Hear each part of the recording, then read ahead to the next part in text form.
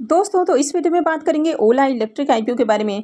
तो आईपीओ आज ही ओपन हुआ है, तो चलिए देखते हैं कि आईपीओ डे 1 में आज कितना सब्सक्राइब हुआ है, इसका एंकर लिस्ट कैसा है और आगे इस आईपीओ में अप्लाई करना है या फिर नहीं करना है। तो चलिए वीडियो को शुरू करते हैं। लेकिन इससे पहले कि मैं वीडियो को शुरू करूँ, अगर आप इस चैनल पर पहली बार विजिट कर रहे हैं या फिर आपने चैनल अब तक सब्सक्राइब नहीं किया है तो चैनल को सब्सक्राइब कर लें और वीडियो को भी लाइक कर दें। ओला इलेक्ट्रिक आईपीओ के बारे में बात करें तो ये आईपीओ 2 अगस्त यानी कि आज ही ओपन हुआ है और ये 6 अगस्त यानी कि मंगलवार को क्लोज होने वाला है। फेस वैल्यू 10 रुपये पर शेयर है, बुकिंग प्राइस 76 है और आईपीओ में 195 शेयर्स का लॉट है। आईपीओ के साइज को देखें तो आईपीओ 6145 करोड़ का है, यानी कि काफ़ी बड़ा आईपीओ है। इसमें 5500 करोड़ के फ्रेश इशू हैं और 645 करोड़ का ऑफर फॉर सेल रखा गया है। आईपीओ में एम्प्लॉइज़ के लिए 7 रुपये पर शेयर डिस्काउंट दिया गया है और ये मेन बोर्ड आईपीओ है, तो कंपनी बीएसई और एनएसई के ऊपर लिस्ट होने वाली है। तो चलिए देख लेते हैं कि आईपीओ डे 1 में आज कितना सब्सक्राइब हुआ है। ओला इलेक्ट्रिक आईपीओ के डे 1 के सब्सक्रिप्शन को देखें तो पहले दिन आईपीओ मात्र 0.37 टाइम सब्सक्राइब हुआ है, यानी कि 37% ही सब्सक्राइब हुआ है। और अगर इसमें QIBs पोर्शन में देखें तो ज़्यादा एप्लीकेशंस नहीं लगे हैं, 1,44,000 शेयर्स के लिए बिडिंग आई है। HNI पोर्शन में आईपीओ 0.21 टाइम सब्सक्राइब किया गया है। अब आईपीओ का साइज काफ़ी बड़ा है, तो इसके कारण आपको जो पोर्शन देखने को मिल रहा है, यानी कि जो सब्सक्रिप्शन ऑफ टाइम है वो भी कम देखने को मिल रहा है। इसमें बिग HNI पोर्शन 0.14 टाइम और small HNI portion 0.37 time subscribe हुआ है। रिटेल पोर्शन को देखें तो पहले दिन ही आईपीओ फुल्ली सब्सक्राइब हो चुका है और आईपीओ रिटेल पोर्शन में 1.65 टाइम सब्सक्राइब हुआ है। एम्प्लॉइज पोर्शन में भी आईपीओ 5.18 टाइम सब्सक्राइब हुआ है और रिटेल पोर्शन में देखें तो पहले दिन ही 4,45,470 एप्लीकेशंस लगा है, यानी कि रिटेलर्स आईपीओ में अप्लाई करने के लिए क्रेजी दिखाई दे रहे हैं। और जिस तरह से पहले दिन ही रिटेलर्स की ओर से डिमांड देखने को मिली है, तो आगे भी रिटेल पोर्शन में आपको डिमांड आती हुई देखने को मिलेगी।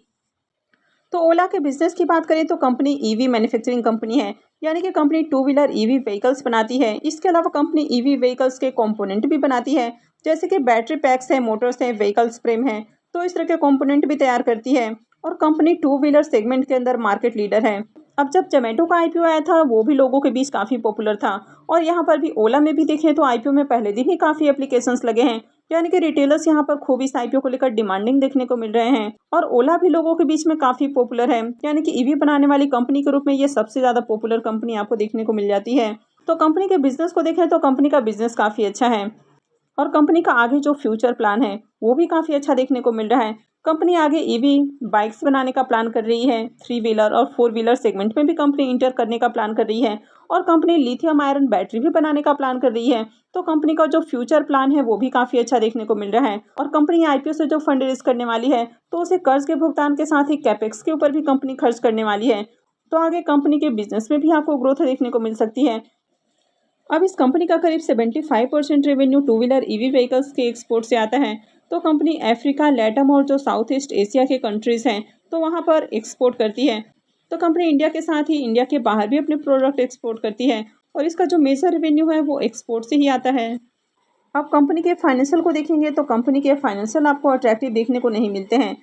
वैसे तो कंपनी के एसेट और रेवेन्यू में आपको ईयर ऑन ईयर जंप देखने को मिली है, लेकिन अगर कंपनी के प्रॉफिट को देखें तो कंपनी लगातार आपको लॉस में ही देखने को मिल रही है और कंपनी का जो लॉस है वो दिनों दिन बढ़ते हुए जा रहा है। कंपनी के नेटवर्थ को देखें तो ये भी इंक्रीज हुआ है, लेकिन अगर कंपनी के रिजर्व को भी देखें तो ये भी आपको माइनस में देखने को मिल रहा है। और कंपनी के ऊपर अगर कर्ज को देखें तो कंपनी के ऊपर कर्ज भी बहुत ज़्यादा है। तो कंपनी का जो ओवरऑल फाइनेंशियल है ये बिल्कुल भी अट्रैक्टिव नहीं है।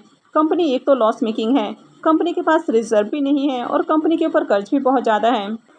लेकिन कंपनी के मार्केट कैप को देखें तो 33,521 करोड़ का मार्केट कैप है, यानी कि बड़ी कंपनी है और मिड कैप साइज की कंपनी है।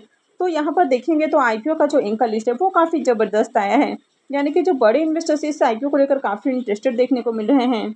और इस आईपीओ में एंकर इन्वेस्टर्स को 36,35,56,135 शेयर्स एलोकेट किए गए हैं, यानी कि 2763 करोड़ का जो पोर्शन है वो एंकर इन्वेस्टर्स को एलोकेट किया गया है। तो चलिए अब इसके एंकर लिस्ट को भी देख लेते हैं कि आईपीओ का एंकर लिस्ट कैसा है। ओला इलेक्ट्रिक आईपीओ की अगर एंकर लिस्ट को देखें तो आईपीओ का एंकर लिस्ट काफ़ी शानदार देखने को मिल रहा है, यानी कि एंकर लिस्ट में भर भर कर एंकर इन्वेस्टर्स आते हुए देखने को मिले हैं और जितने नाम की उम्मीद की जा सकती थी उससे कहीं ज़्यादा इसमें एंकर लिस्ट में आपको एंकर इन्वेस्टर्स आते हुए देखने को मिले हैं।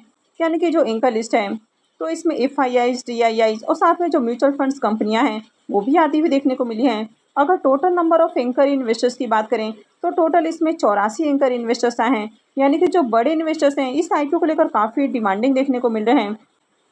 अब वैसे तो कंपनी लॉस में है, लेकिन कंपनी का जो फ्यूचर प्लान है या फ्यूचर में देखें तो इस तरह की कंपनियों में ग्रोथ आपको देखने को मिल सकती है।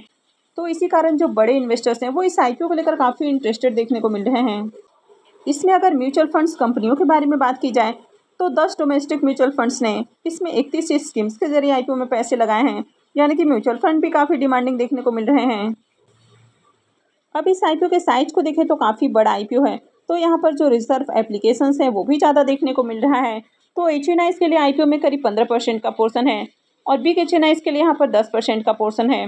तो इनके लिए IPO में 29,593 एप्लीकेशंस रिजर्व हैं। स्मॉल HNIs के लिए 5% का पोर्शन होता है, तो इनके लिए 14,796 एप्लीकेशंस रिजर्व हैं। वहीं पर रिटेलर्स के लिए इस IPO में देखें तो कम पोर्शन रखा गया है। कंपनी लॉस मेकिंग है, तो इसके कारण रिटेलर्स का जो पोर्शन है वो मात्र 10% का है। तो इनके लिए IPO में 4,14,308 एप्लीकेशंस रिजर्व रखे गए हैं।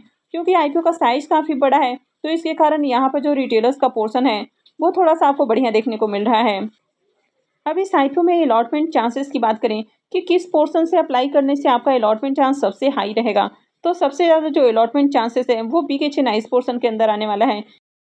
क्योंकि रिटेल पोर्शन में जिस तरह से IPO में सब्सक्रिप्शन देखने को मिल रहा है, तो रिटेल पोर्शन बहुत ज़्यादा ओवर सब्सक्राइब होने वाला है, तो यहाँ पर भी अलॉटमेंट मिलना काफ़ी टफ होने वाला है। लेकिन अगर आपके पास लिमिटेड फंड है तो फिर तो आपको रिटेल पोर्शन से ही अप्लाई करना होगा। लेकिन अगर आपको 10 लाख से ज़्यादा का इन्वेस्टमेंट करना है तो फिर आपको बिग HNIs पोर्शन को ही टारगेट करना है। और सबसे ज़्यादा जो अलॉटमेंट पॉसिबिलिटी है वो बिग HNIs पोर्शन की ही है। IPO में लॉट साइज को देखें तो अगर आप रिटेल पोर्शन से अप्लाई करते हैं तो आप इस IPO में 1 लॉट से लेकर 13 लॉट तक अप्लाई कर सकते हैं। IPO में 195 शेयर्स का लॉट है और एक लॉट के ऊपर इन्वेस्टमेंट अमाउंट 14,820 रुपये रहने वाला है, यानी कि आप 14,820 रुपये से लेके 1,92,660 रुपये तक रिटेल पोर्शन में लगा सकते हैं। अब इसके ग्रे मार्केट प्रीमियम को देखें तो IPO में शानदार डिमांड के बावजूद भी इसके प्रीमियम में तेजी देखने को नहीं मिल रही है और मॉर्निंग में इसका प्रीमियम जहां 13 रुपये के ऊपर ट्रेड कर रहा था वो अभी और गिर के 12 रुपये 20 पैसे के ऊपर देखने को मिल रहा है। IPO में 195 शेयर्स का लॉट है, तो IPO से 2379 रुपये एक लॉट से प्रॉफिट हो सकता है। इसके प्रीमियम को देखें तो इसका प्रीमियम 16% के ऊपर देखने को मिल रहा है। तो प्रीमियम देखें तो प्रीमियम आपको ज़्यादा अट्रैक्टिव प्राइस के ऊपर देखने को नहीं मिल रहा है और जिस तरह से प्रीमियम में लगातार गिरावट देखने को मिल रही है तो ऐसे में इस IPO में अप्लाई करना भी रिस्की हो सकता है। वैसे कंपनी के बिजनेस को देखें तो कंपनी का बिजनेस काफ़ी अच्छा है, लेकिन कंपनी के फाइनेंशियल अट्रैक्टिव नहीं है। कंपनी आपको लॉस मेकिंग देखने को मिलती है और कंपनी के ऊपर कर्ज भी बहुत ज़्यादा है। लेकिन इस IPO को लेकर जो बड़े इन्वेस्टर्स हैं वो काफ़ी डिमांडिंग देखने को मिल रहे हैं और IPO के एंकर लिस्ट में 84 नाम देखने को मिले हैं, यानी कि 84 एंकर इन्वेस्टर्स आए हैं। तो ये इसमें सबसे बड़ा प्लस पॉइंट हो जाता है कि जो बड़े इन्वेस्टर्स हैं इसको लेकर काफ़ी इंटरेस्टेड हैं। तो अगर आगे इसमें QIB पोर्शन में डिमांड देखने को मिलती है और प्रीमियम में भी उछाल आता है तो ही आपको इस IPO में अप्लाई करना है। तो इस IPO में आपको Day 2 के सब्सक्रिप्शन के बाद ही डिसाइड करना है कि इसमें अप्लाई करें या फिर नहीं करें। तो मैं आगे भी इससे रिलेटेड अपडेट आपको देती रहूँगी कि आगे आपको IPO में अप्लाई करना है या फिर नहीं करना है। तो आगे भी इसी तरह की अपडेट से जुड़े रहने के लिए चैनल से जुड़े रहें, चैनल को सब्सक्राइब करके रखें और वीडियो को भी लाइक कर दें। और वीडियो को अंत तक देखने के लिए आप सबका बहुत बहुत धन्यवाद।